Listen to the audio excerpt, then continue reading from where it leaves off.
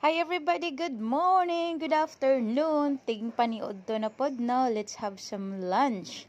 So karon na atong paniod to wala nagluto si Inday pero nag overnight oats ko gabi. So karon pagabuntag ako na siyang gipagapahan. So daghan-daghan siyang mga ingredients no.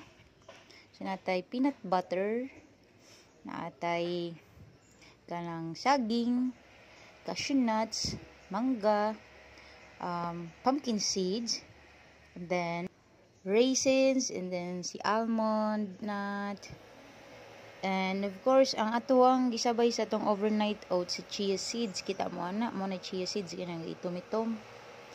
So mga ano ta guys nga, syempre kay bug naman tong food na ginainit-init kundi ang atong ang mahiwagang kape no. Gamay ra na atong kape, stick ra na siya guys. Ako ra nang gibutang og oat milk.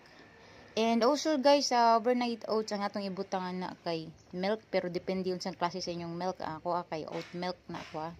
Thank you guys, have a great day, I love you. Mwah. Oh yeah.